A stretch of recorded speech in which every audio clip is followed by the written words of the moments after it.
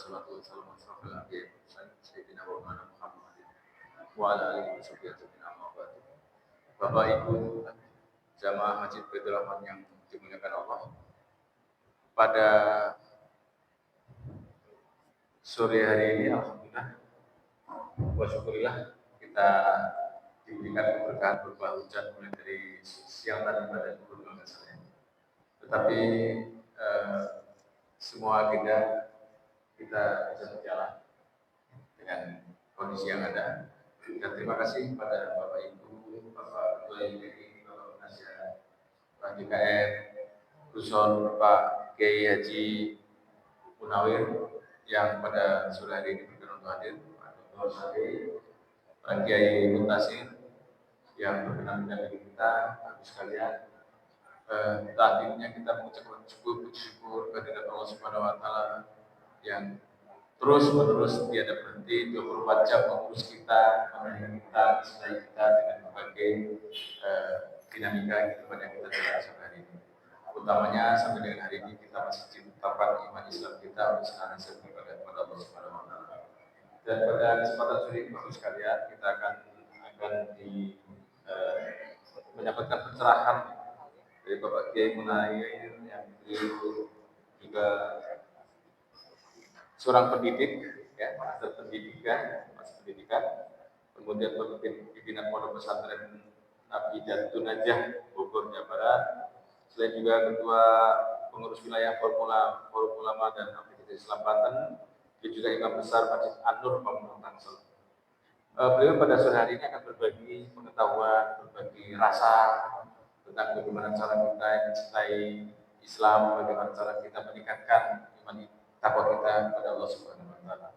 Karena waktu yang memang kita pendek kan, mudah-mudahan dengan ceramah ini waktu lebih dipercepat. Tapi kalau pagi nanti kita buka jam 6 ya nggak apa-apa, ngikutin aja.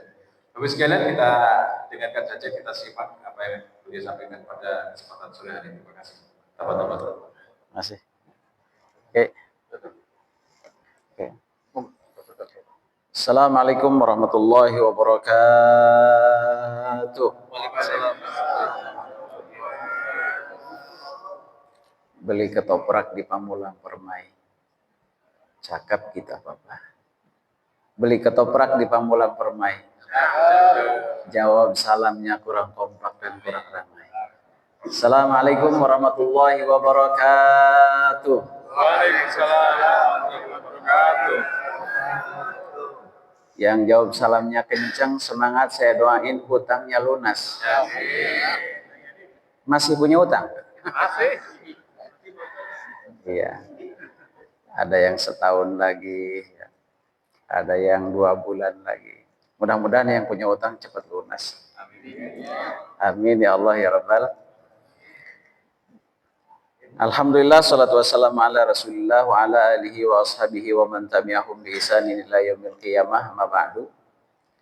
Yang saya muliakan Ketua DKM Masjid Baitur Rahman, Bapak Haji Afendi. Yang saya muliakan guru kita semua bisa hadir pada sore hari ini, Bapak Dr. Faik. Yang saya muliakan guru kita juga bisa hadir pada sore hari ini, Bapak Dr. Kiai Haji Muntasir juga alhamdulillah bisa hadir. Bapak, Ibu-ibu, jamaah yang dimuliakan oleh Allah Subhanahu wa taala. Pada kesempatan yang baik ini mari kita bersama-sama manjatkan puji dan syukur kehadirat Allah Subhanahu wa taala.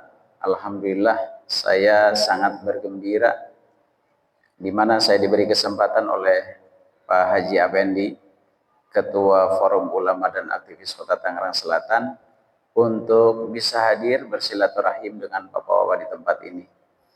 Mudah-mudahan apa yang kita lakukan hari ini, bahkan langkah kita dari rumah sampai ke tempat ini, dicatat oleh Allah Subhanahu wa taala sebagai catatan ibadah yang terbaik di hadapan Allah. Amin ya Allah ya Rabbal. Salawat dan salam mudah-mudahan selalu tercurah dan terlimpahkan kepada baginda Rasulullah Nabi besar Muhammad sallallahu alaihi wasallam. Allahumma shalli wa sallim wa barik alaihi.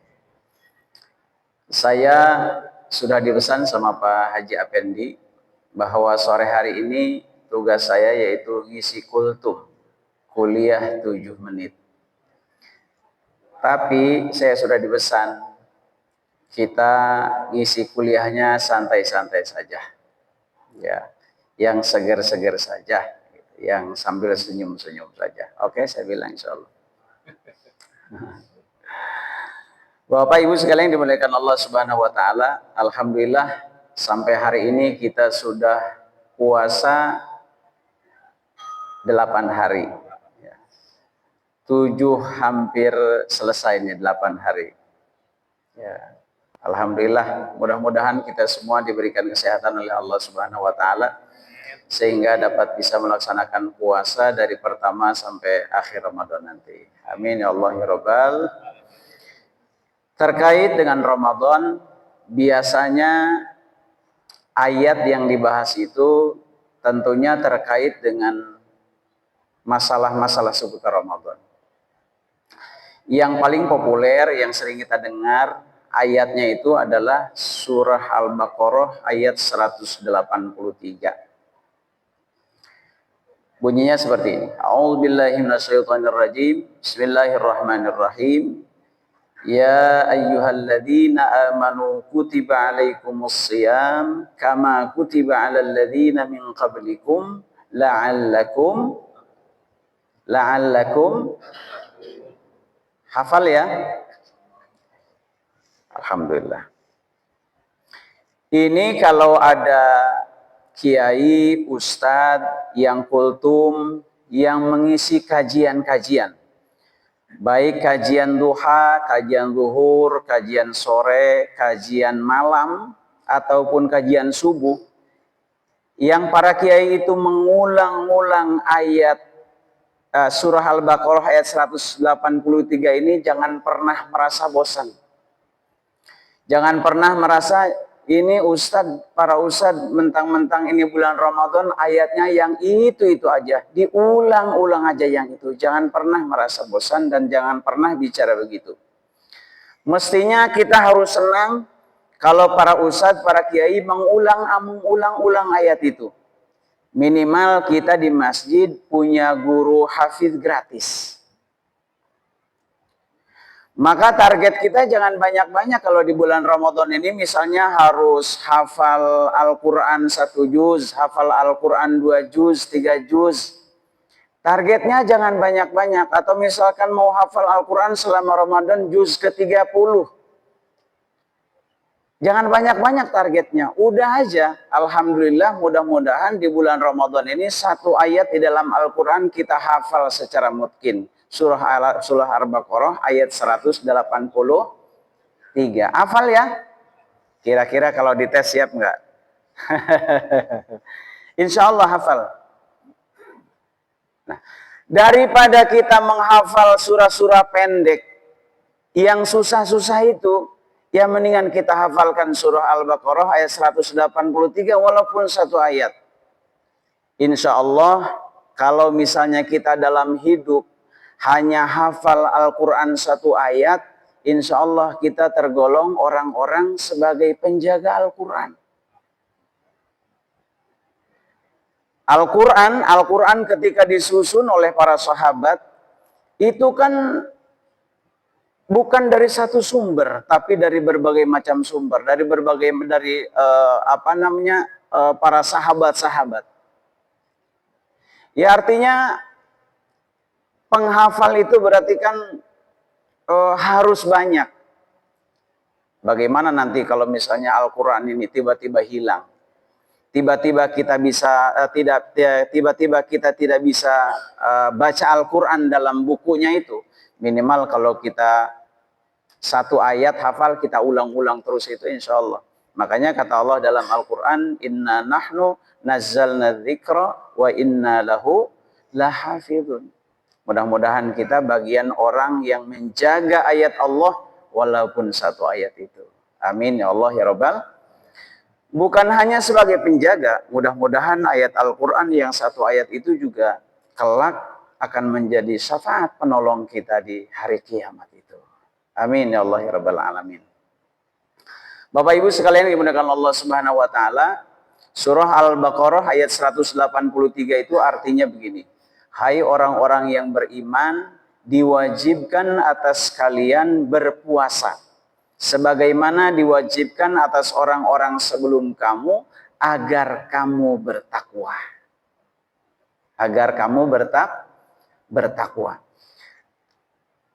Dari sini kita bisa melihat bahwasanya ketika kita diperintahkan oleh Allah Subhanahu wa taala untuk puasa 1 bulan penuh, tujuannya satu, agar kita bertakwa kepada Allah Subhanahu wa taala. Ini terkait dengan arti dan makna takwa ini sangat banyak sekali.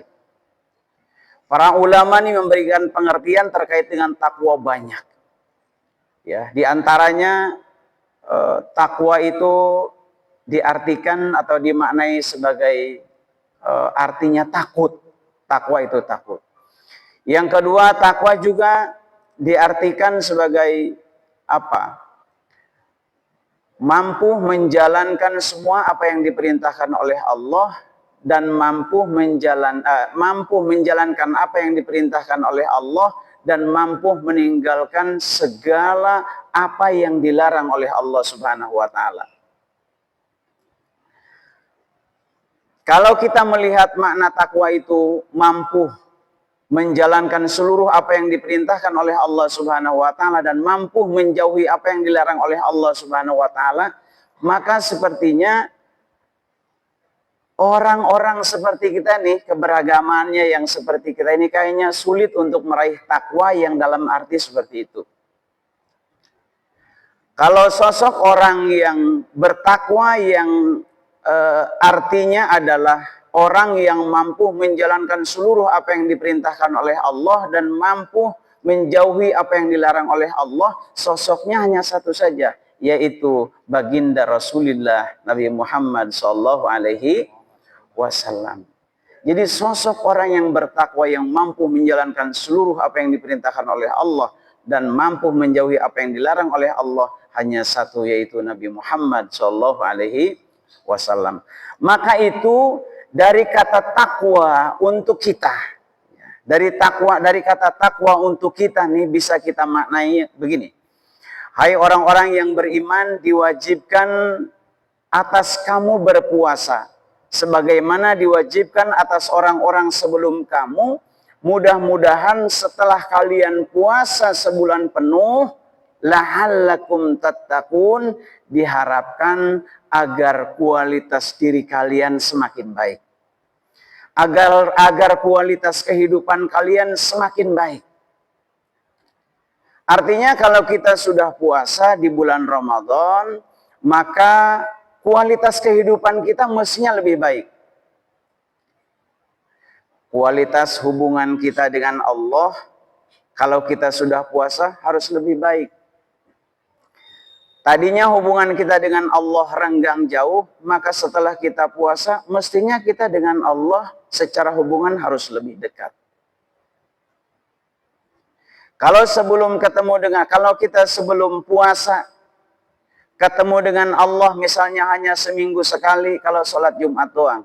Minimal kalau udah puasa di bulan Ramadan sebulan penuh, kita bisa berhubungan dengan Allah dalam sehari semalam 5 kali. Sudah bisa menjalankan sholat 5 waktu, apalagi berjamaah di masjid. Alhamdulillah. Mestinya seperti itu. Kalau kita sudah berpuasa, mestinya kualitas hubungan kita dengan Allah itu mesti lebih baik.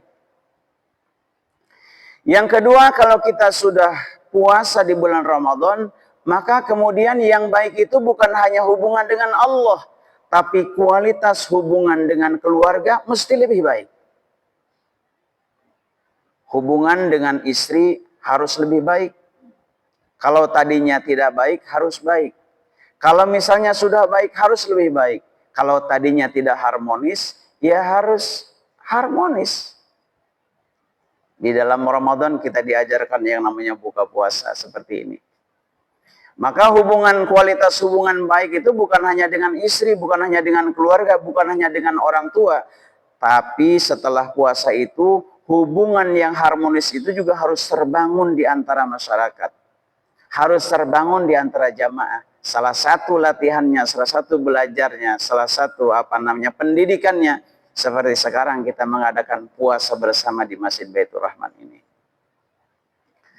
Bapak Ibu yang dimuliakan oleh Allah Subhanahu wa taala. Bukan hanya kualitas hubungan kita dengan Allah yang harus baik, kualitas hubungan dengan keluarga yang harus baik, kualitas hubungan dengan masyarakat yang harus baik. Tapi setelah puasa, secara fisik juga kita mestinya harus lebih baik. Secara fisik orang yang berpuasa itu harus lebih sehat. Saya tanya nih Pak, di antara bapak-bapak ini kira-kira sudah ada masalah belum dengan kesehatan? Karena biasanya orang nih kalau usianya sudah 40 tahun ke atas, apalagi generasi-generasi yang sekarang nih. Generasi-generasi sekarang itu usia 30 tahun itu, bahkan di bawah 30 tahun itu udah masalah dengan kesehatannya. Saya kemarin lihat tuh di media sosial tuh, anak baru usia 8 tahun udah masalah dengan ginjalnya. Pas ditanya penyebabnya kenapa anak 8 tahun kok ada masalah dengan ginjalnya, ternyata pola kehidupannya itu sudah bermasalah. Jajannya, makanannya udah bermasalah, minumannya udah bermasalah. Itu sekarang di usia-usia seperti itu sudah masalah dengan kesehatannya. Apalagi usianya yang udah 20 tahun ke atas, 30 tahun ke atas. Kalau sekarang bapak-bapak nih umurnya mungkin 60 tahun atau 70 tahun masih belum punya masalah dengan kesehatannya, berarti bapak ini generasinya generasi zaman baheula.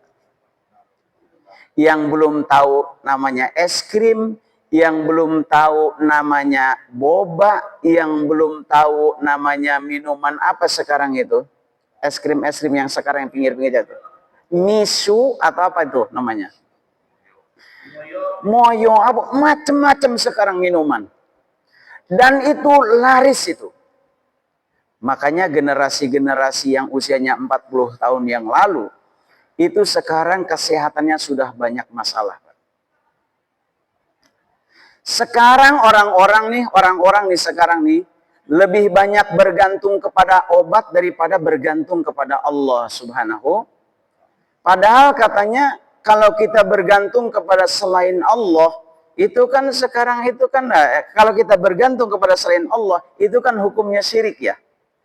Tapi mayoritas sekarang kita lebih banyak bergantung kepada obat ketimbang bergantung kepada Allah Subhanahu. Padahal di dalam Islam Rasulullah sudah mengajarkan kepada kita. Kata Rasulullah, sumu tasihu. Puasa kalian niscaya kalian sehat. Kira-kira kalau kata Rasulullah, sumu tasihu, puasa kalian niscaya kalian sehat. Bapak yakin nggak sama kata-kata Rasulullah itu? Yakin? Sudah pernah membuktikan apa betul? Saya tanya, dari puasa ini ada dampak positif untuk kesehatan kita. Pernah membuktikan apa betul? Pernah membuktikan apa belum? Saya udah pernah. Sudah pernah ya? Setiap tahun pasti kita buktikan itu.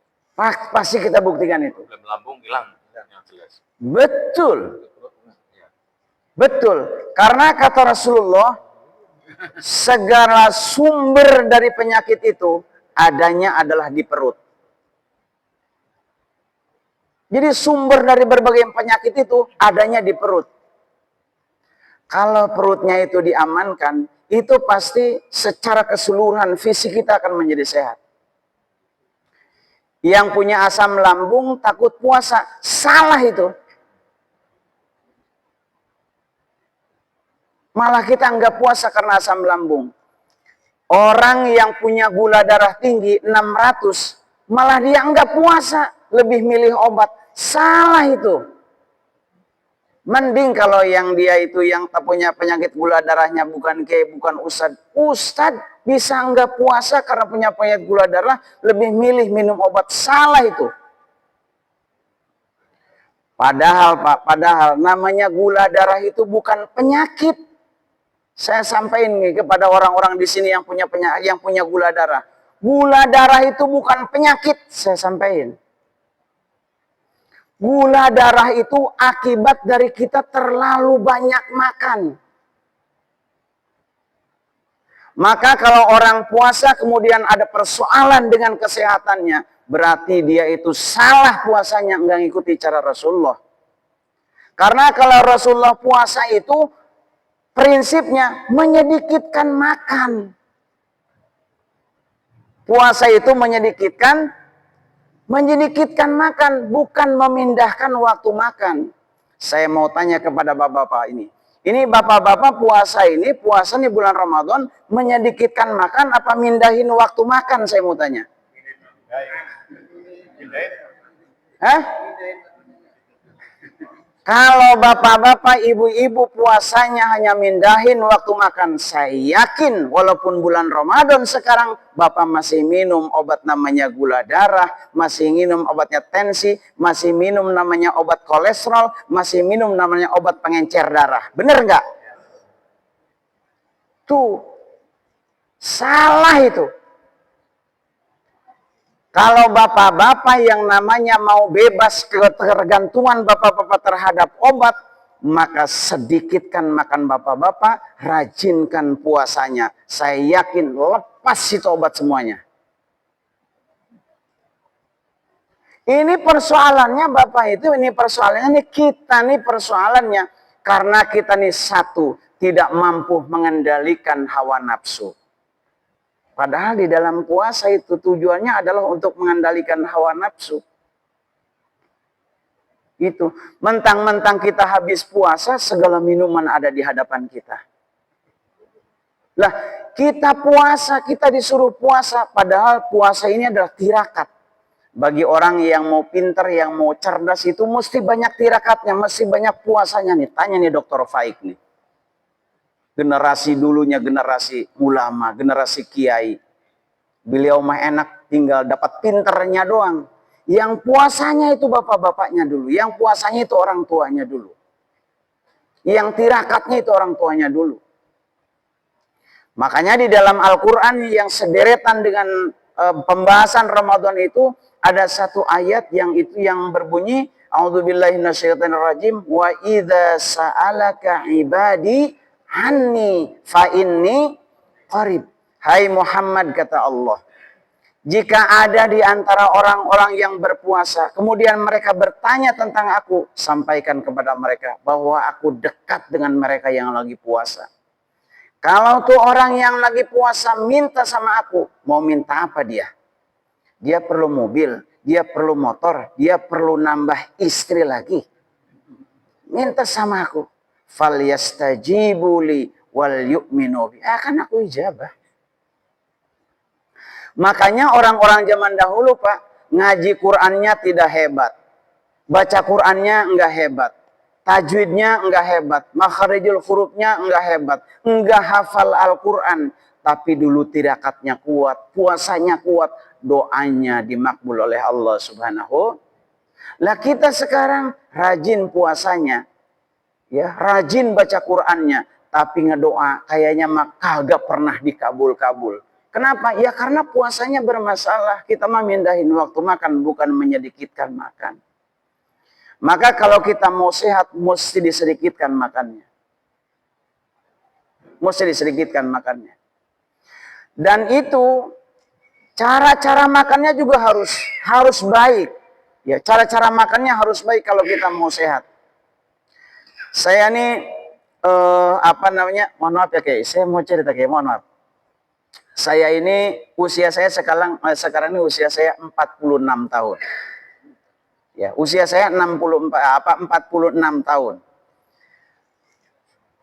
Saya itu karena tadi kehidupan sekarang itu makanan udah macam-macam. Ya, minuman udah macam-macam. Sekarang kita mau minum apa? Bahkan kita tanpa harus bergerak. Tanpa harus bergerak kita megang handphone, makanan, minuman sudah ada di rumah. Enggak perlu kita yang namanya mau makan sate terenak harus ke Blok M. Sop terenak harus ke Blok M. Enggak mesti. Sekarang kita di rumah pencet handphone, pesan udah sampai. Mau apa? Mau pakai Gojek, mau pakai Grab, mau pakai GoFood, mau pakai apa? Tidur saja kita di rumah. Udah bisa dapat makanan. Nah, dari situlah tadi usia kita mulai masuk ke 40, kita sudah mulai banyak bermasalah. Di antaranya itu adalah leher mulai pegel-pegel. Benar. Mulai seputaran punggung itu pegel-pegel. Bahasanya itu udah kolesterol lah. Tensi mulai turun naik. Tensi mulai turun naik. Gula darah mulai kelihatannya bermasalah. Saya kemudian usia 39 tahun mengubah pola hidup saya. Mengubah pola hidup saya. Apa yang saya lakukan? Satu, yaitu saya tidak makan nasi. Saya tidak makan nasi. Saya putuskan saya tidak makan nasi. Saya tidak tidak menyiapkan di rumah nasi untuk saya kecuali untuk anak dan istri saya. Tidak makan nasi. Dan kemudian tapi saya masih belum olahraga. Saya stop namanya makan nasi, tapi waktu itu yang manis-manis masih saya minum. Es krim masih saya makan, kemudian es yang manis-manis masih saya makan. Ternyata itu juga bermasalah. Nah, kemudian saya ubah lagi setelah itu. Jadi pada akhirnya saya bukan hanya tidak makan nasi, tapi juga saya tidak makan semua yang namanya bentuknya karbohidrat. Saya tidak makan yang namanya minuman-minuman yang manis. Karena itu bermasalah sama tubuh ternyata.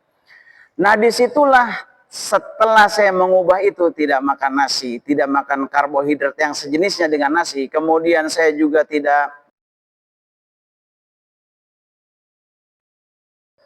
saya hanya makan protein saja. Apa yang dimakan sama saya? Telur, tahu, tempe, sayuran yang daunnya hijau, kangkung. Itu semuanya yang namanya asam urat hilang, terus kemudian kolesterol tidak ada masalah, gula darah tidak ada masalah, tensi tidak ada masalah. Dan saya itu melakukan puasa namanya intermittent fasting kalau kata zaman sekarang. Jadi makannya itu paling sedikit waktunya yang saya berbuka itu 13 jam. 13 jam. Jadi kalau misalnya saya berhenti makan dari jam 7 malam, berarti nanti makannya saya jam 7 lagi. Malam tuh sudah tidak ada namanya makan nasi goreng, makan sekuteng, makan apa dan lain sebagainya. Kalau misalnya itu tidak dalam kondisi darurat. Kalau kondisi darurat kita masih begitu. Dan itu nggak masalah, asal menjadi bukan rutinitas kita. Itu udah pasti akan berubah dengan kesehatan kita. Kalau Bapak tidak percaya silahkan lakukan. Dan saya itu pernah juga puasa hanya minum air saja. Selama 3 hari 3 malam. Puasa minum air. Dan itu puasa hanya minum air doang nih, puasanya minum air doang. Itu benar-benar mengubah kepada diri kita nih rasanya menjadi beda Pak. Kalau yang namanya kita ada masalah dengan gula darah. Nih orang yang punya gula darah nih. Itu namanya dampal kakinya udah kayak nggak ada pernya. Ngerasain nggak Pak? Nggak ada pernya. Ada yang kebas, terus nggak bisa loncat lah, pokoknya mah gedeprek gitu kalau kata bahasa Sunda mah. Itu Pak, kalau kita bisa puasa 3 hari 3 malam hanya minum air saja namanya puasa air. Itu otot kita seperti bergerak sendiri, seperti mengubah sendiri. Itu kehebatannya puasa. Ini kita puasa kan ini berapa jam ini? 13 jam apa 14 jam? Ya. Ya 14 jam lah kita puasa. Nah, maka dari itu la'allakum tattaqun, ayat yang tadi 183 itu, kalau kalian berpuasa di bulan Ramadan, ya diwajibkan atas kalian puasa di bulan Ramadan ini, diharapkan ada kebaikan, manfaat positif dari puasa itu.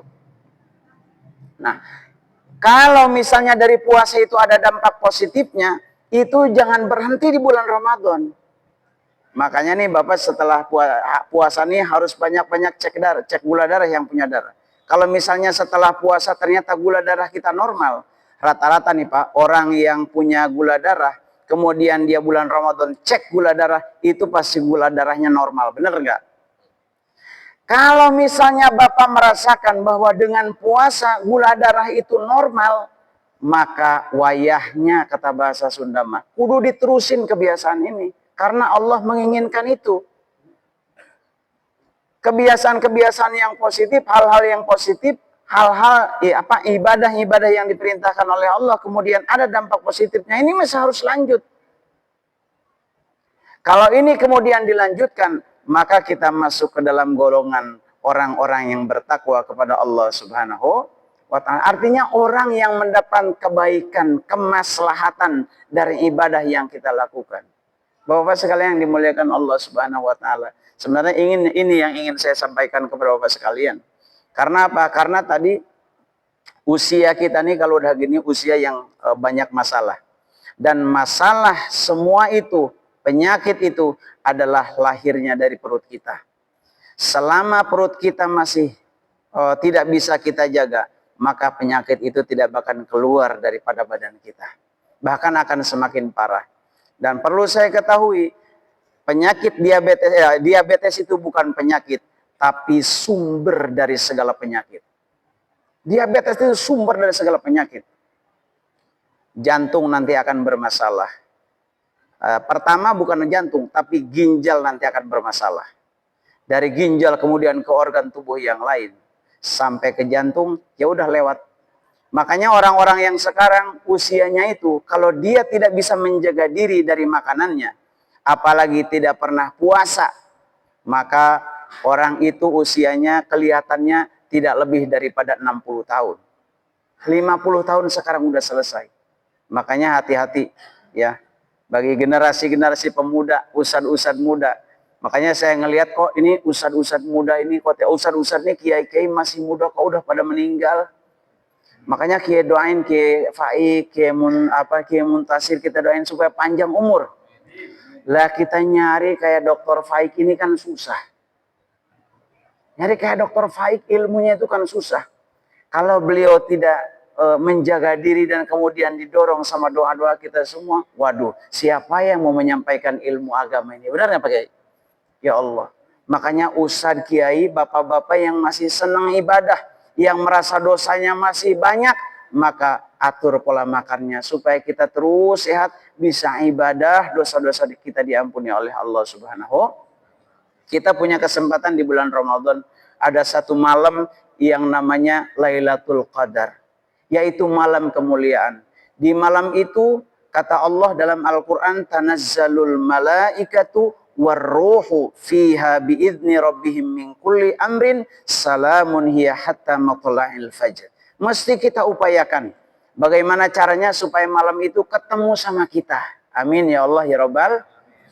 Karena kalau malam itu ketemu sama kita, malaikat pada turun ngelihat kita semua. Ya Allah, ini jamaah Masjid Baitur Rahman. Kata malaikat, menjelang bukanya rame ngumpul di masjid. Maghribnya rame, isyaknya rame, tarawihnya rame, tahajudnya ternyata dia juga. Subuhnya dia juga. Ya Allah, kata malaikat itu yang turun semuanya ini menyaksikan kita semua, menjalankan perintah Allah dengan izin Allah. Kata mereka, salamun hiya hatta matla'il fajr. Kata malaikat, sejahtera untuk kita, untuk kalian semua. Sejahtera untuk kalian semua sampai nanti terbit fajar. Artinya juga bisa dimaknai sama kita bahwa orang yang sudah berpuasa dan kemudian dalam puasanya itu diisi dengan kegiatan-kegiatan yang baik, dengan ibadahnya, dengan baca Qur'annya, dengan sodakohnya dan seterusnya, maka kemudian salamun ya hatta matla'il fajr, dengan kita maknai bahwa insya Allah kalau sudah begitu dosa-dosa kita akan diampuni oleh Allah dari semenjak kita keluar dari rahim kita kemudian sampai kita masuk ke liang lahat. Ghufira lahu ma taqaddama min dzambih. Amin ya Allah ya Rabbal alamin. Terima kasih. Ini udah 18:02. Wallahul muwaffiq ila aqwamit thoriq. Wassalamualaikum warahmatullahi wabarakatuh.